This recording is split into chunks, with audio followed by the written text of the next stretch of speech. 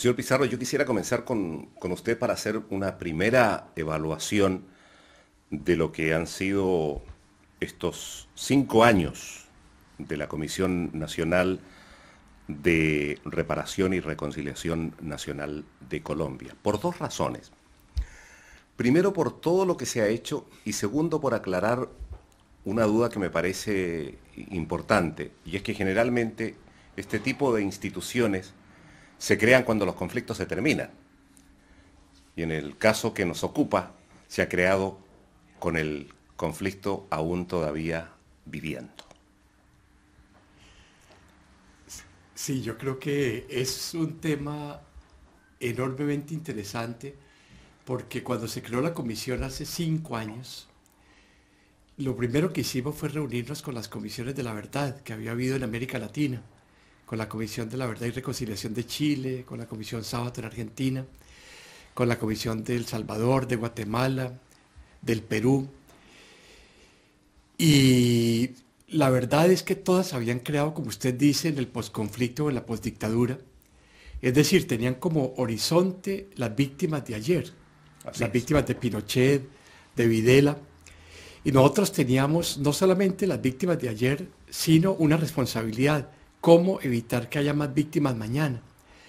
Era un desafío especial, no había antecedentes de comisión de reparación a víctimas en medio del conflicto.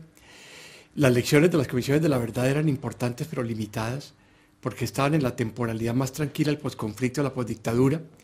Era un desafío inédito, pero yo creo que lo más importante en estos 5 años fue que en Colombia, por primera vez, la víctima como portadora de derechos a la verdad, la justicia y la reparación está en la agenda pública. Hemos logrado colocar este tema en el centro de la preocupación del país y esto es excepcional como logro, porque los derechos de las víctimas se convierten en una barrera moral para que continúen los procesos de victimización y esto ha permitido deslegitimar la violencia y generar un nuevo clima ético en el país. Y me parece que si a mí me preguntaran cuál es el mayor éxito de lo que hemos logrado, es ese, el nacimiento de la víctima como portadora de derechos en la agenda pública nacional. Si uno tomase un tema que le preocupa a todo el país y en relación directa con la Comisión, es la nueva ley de víctimas y reparación de bienes. Y creo que no es exagerado asegurar o reiterar aquí lo que han dicho numerosos especialistas, que las decisiones hasta el momento tomadas por el nuevo gobierno son realmente revolucionarias, es decir, tienen un impacto muy significativo y significan un cambio también muy profundo respecto de lo que había sucedido en los años precedentes. ¿Ustedes comparten ese entusiasmo? No puedo hablar por los demás, pero en lo que a mí respecta, sí. Yo creo que se respira un clima nuevo. La administración anterior tuvo logros importantes, pero indudablemente nos dejó una herencia de fuerte polarización. Y en este momento hay una sensación de cambio de actitud, de mayor integración de grupos políticos y sociales al proyecto de gobierno. Hay una atmósfera de renovación, las relaciones se han vuelto más fáciles entre sociedad y Estado, aún organizaciones de derechos humanos y demás, a pesar de que por supuesto persisten diferencias importantes, se han vuelto más fáciles. Yo no dudaría un minuto en decirle que estoy de acuerdo con esa idea.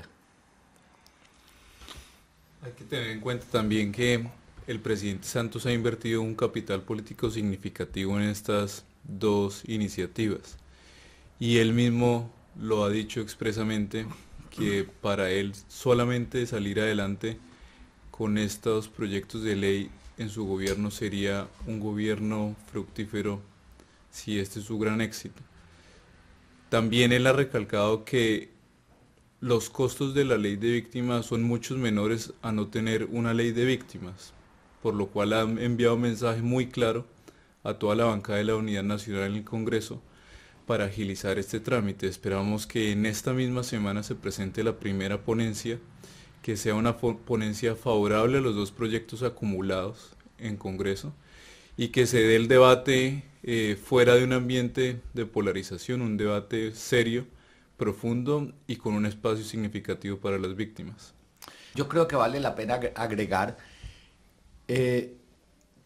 durante la administración anterior, la ley de víctimas, el proyecto de ley de víctimas se cayó, sobre todo a partir de la polarización que generó la discusión en torno a si el Estado indemnizaba porque es el responsable o simplemente porque es solidario con las víctimas. Yo creo que ha habido un cambio importante de posición en el gobierno en la medida en que adoptó como postura fundamental que la condición de víctima se lleva y se reconoce independientemente de quién haya sido el autor, el perpetrador, y eso yo creo que debe contribuir a un clima de mayor posibilidad de construcción de consenso. Yo pienso que además del optimismo general que hay, que compartimos todos los de esta mesa, con el tema de la presentación de la ley de víctimas, para la comisión es muy importante porque los 5 años de trabajo que hemos realizado para las víctimas y con las víctimas son insumo para esta nueva ley de víctimas, y todas las experiencias que ha recogido la comisión sirven como insumo para este debate, para la implementación de la ley de víctimas cuando se surtan los debates en el Congreso. Entonces es como recoger todo lo que ha venido sembrando la comisión a lo largo de estos 5 años en favor de las víctimas en Colombia. Yo no pretendo con el par de preguntas que voy a hacer a continuación restarle ninguna importancia a todo lo que ustedes han dicho, pero creo que hay aclaraciones, tal vez prematuras, pero necesarias.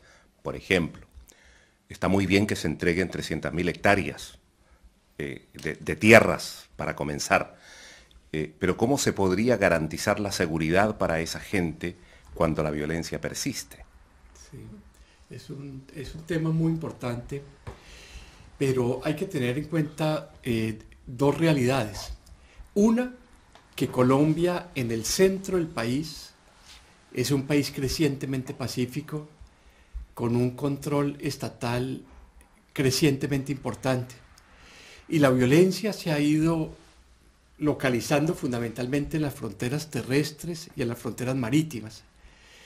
Las bandas criminales emergentes, los grupos guerrilleros que subsisten, las FARC y el ELN, se han localizado en la frontera con Ecuador, en los departamentos que dan hacia la costa pacífica, la frontera con Panamá, en alguna medida la frontera con Venezuela, donde está el tráfico de drogas y de armas.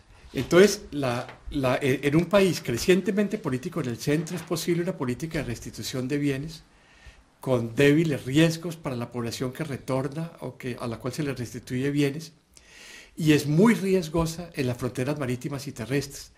Entonces sí es posible adelantar de manera escalonada la política de restitución de bienes y la política de retorno hacia los departamentos donde hay control estatal.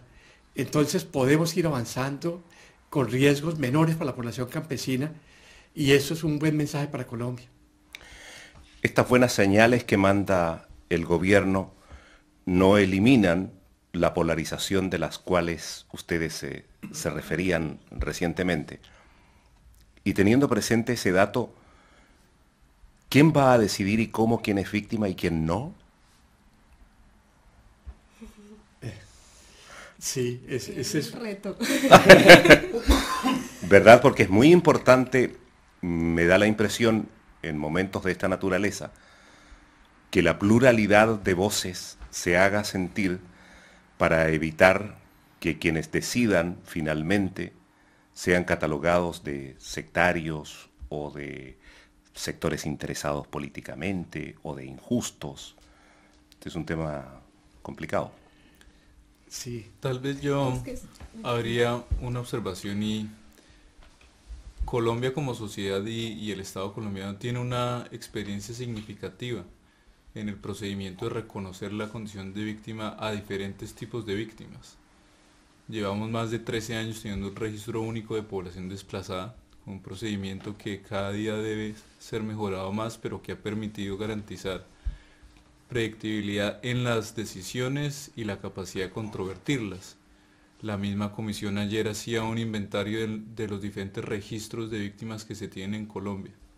Así que el reto de esta nueva ley es, bajo la responsabilidad del vicepresidente de la República, quien liderará este sistema de atención a víctimas, establecer un único registro de víctimas, dejando espacio para la pluralidad de las condiciones de cada una de ellas, pero también siendo muy rigurosos para reconocerle los derechos de las víctimas a quien realmente ha sido víctima del conflicto. Yo a eso le sumaría que tal vez el proceso de los 5 años de levantar patrones de victimización, de definir tipos de victimización, y que ahora se llegue a una ley que se está buscando que sea de consenso, eso también amplía el escenario de las víctimas. Entonces no limita solo a cierto tipo de víctimas, y eso ha sido como uno de los grandes avances que se ha tenido, sino que amplía el debate hasta de la misma condición de víctima. Entonces eso hace que la ley sea bastante incluyente, que sean muchos sectores los que se puedan pronunciar frente a los tipos de victimización, y eso también le da más legitimidad al proceso que se está haciendo en ley de víctimas y ley de tierras. Entonces es un proceso que se ve con frutos desde diversos sectores, cómo pueden opinar, y eso amplía mucho más el campo de trabajo. No, indudablemente que va a haber una enorme polémica con respecto a las víctimas de agentes del Estado, porque en el caso de Chile, por ejemplo, las víctimas de agentes del Estado fueron reparadas por la vía administrativa después de la Comisión Rettig en 1990, pero en ese caso todas las acciones de la dictadura militar eran ilegales. Entonces solamente había que determinar el daño causado por la dictadura militar.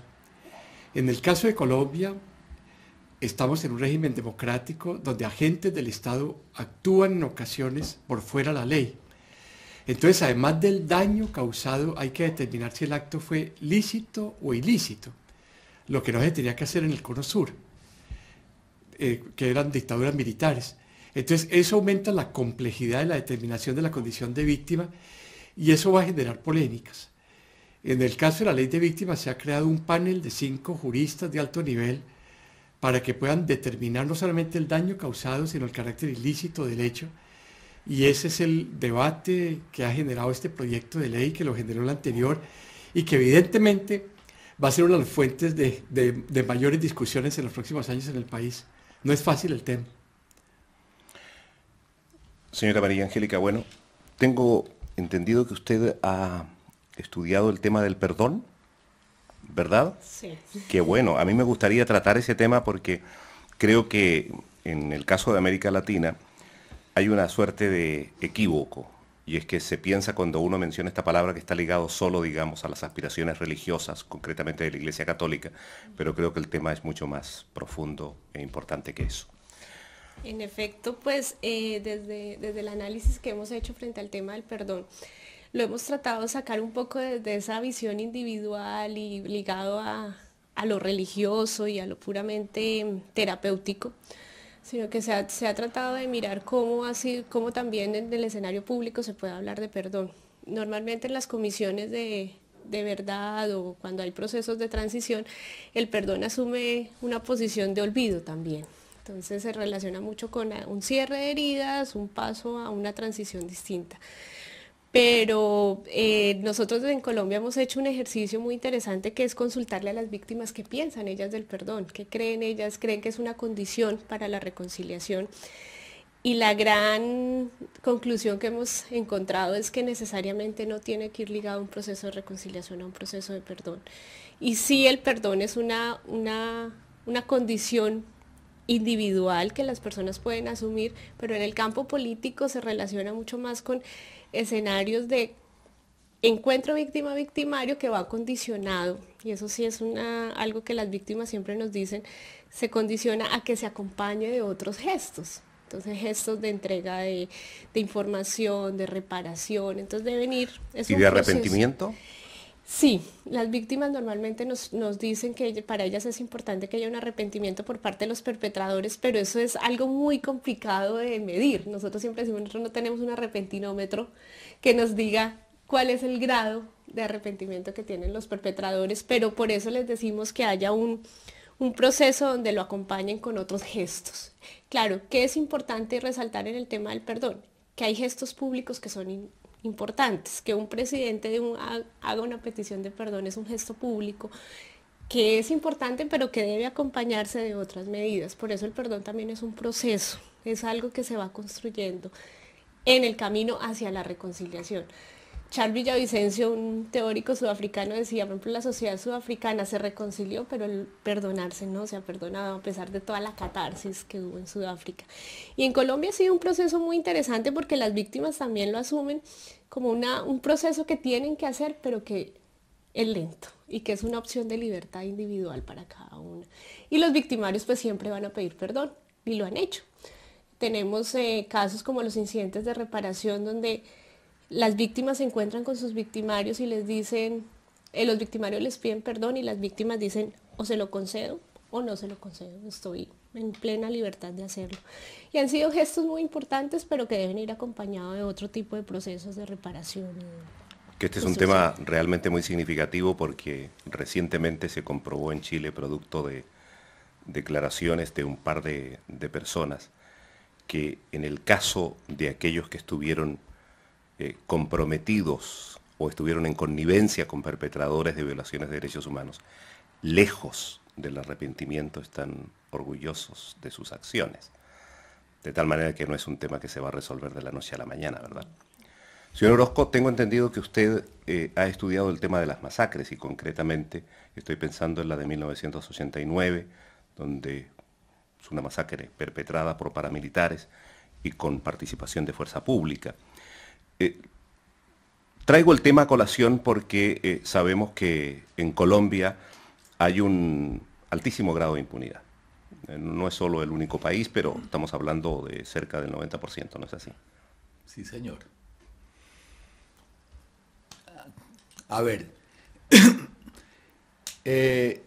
efectivamente, con un equipo de investigación participé en la reconstrucción de la memoria histórica de la masacre de La Rochela. Se trata del asesinato de una comisión, 12 de cuyos 15 miembros murieron en el acto.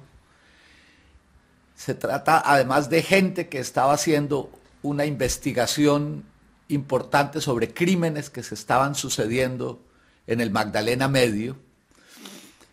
Pero a lo que me quiero referir ahora es que para contextualizar y para darle una caja de resonancia al estudio sobre la masacre de La Rochela en el 89, hicimos una base de datos sobre victimización de funcionarios judiciales entre 1979 y el año 2009 y nos encontramos con datos impresionantes. Primero, que han sido victimizados alrededor de 1.500 funcionarios judiciales en ese lapso, más o menos a razón de 1 por semana en Colombia, de tal manera que estamos frente a un drama padecido por la justicia y sobre el cual el país no tiene hasta hoy suficiente conciencia. El impacto, por supuesto, de que hayan muerto funcionarios judiciales a razón de 1 por semana durante tantos años, debe haber tenido un impacto multiplicador brutal sobre la impunidad y yo creo que ese destape es importante. Lo otro que es básico entre las cosas descubiertas a través de la construcción de la base de datos es que han sido sobre todo los actores armados y en el marco del conflicto quienes han victimizado funcionarios judiciales, de tal manera que es la guerra la que está en el corazón de la victimización. más del 60% de los casos se dieron en contextos de conflicto. Eso, pienso yo, tiene una implicación importante en el sentido de que no basta una visión administrativizada y eficientista de construcción de aparato de justicia para pensar que se va a pacificar el país, simplemente generando capacidades en el aparato de Estado que tengan finalmente un efecto pacificador. Yo creo que hay que trabajar simultáneamente por varios canales, y el hecho de que sea la guerra la que impacta de esa manera la justicia implica que nos preguntemos de nuevo también por las posibilidades de fórmulas negociadas para alcanzar la paz, de forma tal que se generen también condiciones a partir de las cuales se pueda construir mejor aparato de justicia. Y he aquí que los integrantes, estos 5 integrantes de la Comisión Nacional de Reparación y Reconciliación de Colombia, están de visita en Holanda en un momento muy preciso. Nuevo gobierno que está pensando en qué hacer, no solo a nivel interno, sino también a nivel internacional. Colombia ha sido en los últimos años país prioritario de ayuda al desarrollo, y en el caso que nos ocupa, no es una ayuda cualquiera.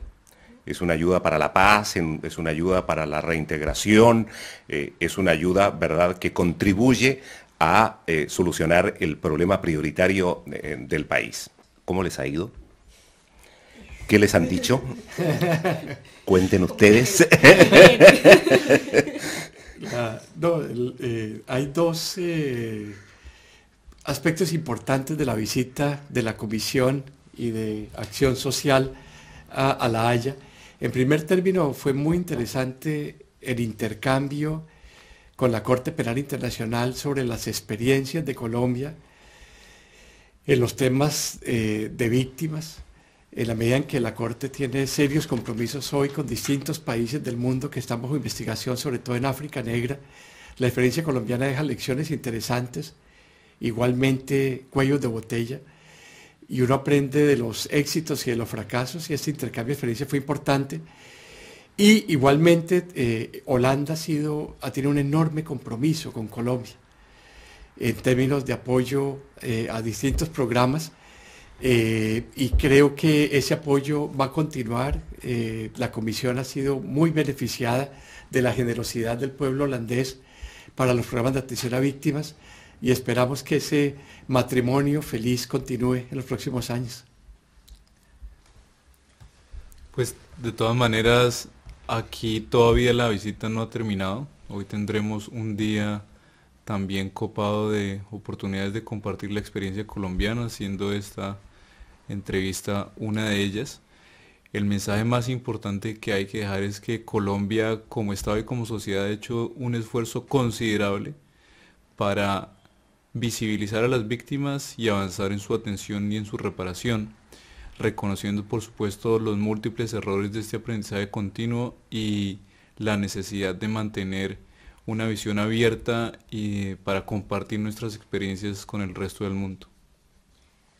Yo quisiera resaltar también como parte de la visita el compromiso de Colombia con la Corte Penal Internacional, con los procesos de atención y reparación a víctimas, y sobre todo el compromiso que tiene Colombia en cabeza de Eduardo Pizarro como miembro de la Junta Directiva del Fondo Fiduciario para las Víctimas de la Corte Penal Internacional.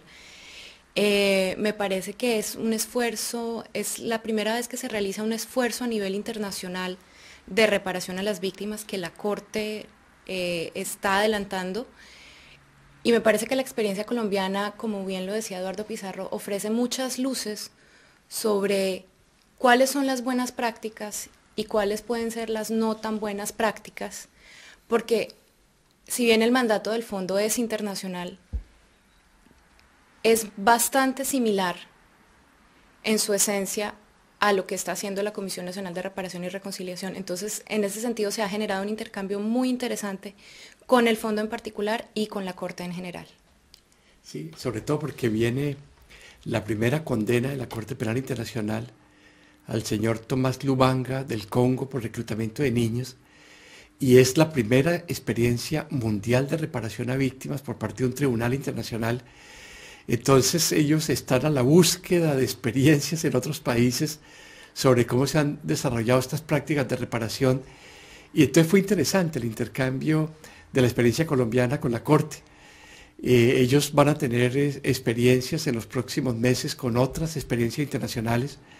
Seguramente la experiencia chilena, la experiencia argentina son igualmente importantes para esta primera gran experiencia mundial, la reparación a las víctimas del Congo. Señoras Eliana Rueda y María Angélica Bueno, señores Eduardo Pizarro, Iván Orozco y Juan Pablo Franco, muchísimas gracias. Muchas gracias. Gracias.